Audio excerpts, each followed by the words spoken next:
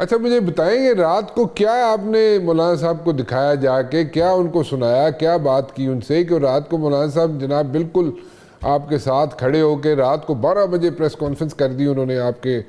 ساتھ کھڑے ہو کے؟ چکر کیا چلایا آپ نے؟ دیکھیں ایک ہی نقطہ ہے جس پہ ہمارا ان کا ارتکاز ہے، ہم اس پہ کھٹے ہیں، مرتکز ہیں، اور وہ یہ ہے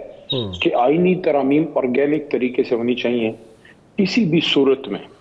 جو بھی ترامیم ہو، کسی بھی صورت میں وفاداریاں تبدیل کر کے اور اس میں زور زبردستی نہیں ہونی چاہیے۔ پھر دوسرا اس میں نقطہ یہ ہے کہ اگر آپ نے ڈائیلاگ کے لیے انگیج کیا ہے اسپیشل کمیٹی میں، تو یا پھر آپ ڈائیلاگ کر لیں یا پھر آپ کر لیں، دونوں کام اکٹھے تو نہیں ہو سکتے کہ آپ نے بلیک میل بھی کرنا ہے، آپ نے ہر طرح سے زور زبردستی بھی کرنی ہے۔ جس طرح سے ابھی آپ نے دیکھا جو شاہ محمود قریشی صاحب کی بہو صاحبہ جو زین قریشی صاحب کی وائف ہیں، ہماری بہن، ان کو جس طرح اٹھایا گیا، جس طرح ان کو مسنگ کیا گیا اور پھر سب کے شور مچانے پہ ان کو لایا گیا، تو یہ چیزیں یا پھر آپ گفتگو کر لیں۔ تو ان چیزوں پہ، اور دیکھیں جو آئینی ترامیم ہیں، ان آئینی ترامیم کا تو واضح ایک مقصد ہے کہ تحریک انصاف کا راستہ روکا جائے، 8 فروری کے الیکشن کی انویسٹیگیشن نہ ہو۔ ان ساری چیزوں کے تناظر میں میرے خیال میں یہ کافی سارے نکات ہیں جس پہ ہم اور مولانا صاحب یکجا ہوئے۔ تو ایک بات ذرا سمجھائیں، کیونکہ آپ لوگوں کا رابطہ ہے مولانا صاحب سے، مولانا صاحب کے ساتھ آپ کی بیٹھک ہوتی ہے اور آپ کے اتنے پرانے مسئلے مسائل، یعنی کہ 13-14 سال کے مسئلے مسائل، آئس بریکنگ ہوئی، ملاقاتیں ہوئی، سارا سلسلہ چلتا رہا، تو کیا اس وقت مولانا صاحب جو ہے وہ انہوں نے ایک چیز تو اپنی منوا لی، ٹھیک ہے، جو کہا جاتا ہے کہ جناب انہوں نے کہا جناب کہ کانسٹیٹیوشنل کورٹس نہیں ہوں گی، کانسٹیٹیوشن بینچ بنا دیں، یا اس طرح کی باتیں جو ہیں کسی حد تک مولانا صاحب کی مانی گئیں۔ اب مولانا صاحب بالکل آپ کے ساتھ کھڑے رہیں گے، یا یہ جو سٹینس آپ بات کر رہے ہیں کہ جناب یہاں پہ لوگوں کو جس طریقے سے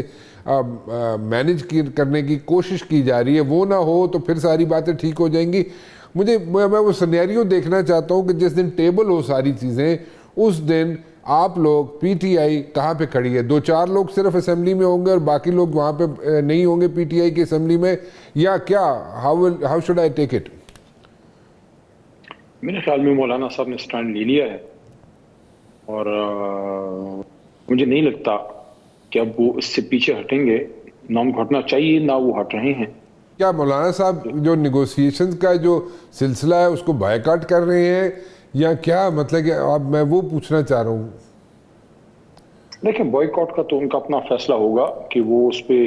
کتنے حد تک آگے جاتے ہیں، لیکن جو دیکھیں میری بات سنیے، میں اس طرح سے سمجھانے کی کوشش کرتا ہوں کہ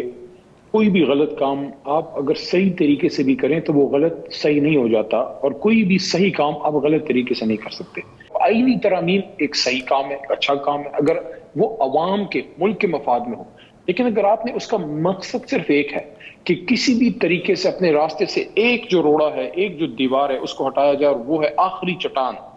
اس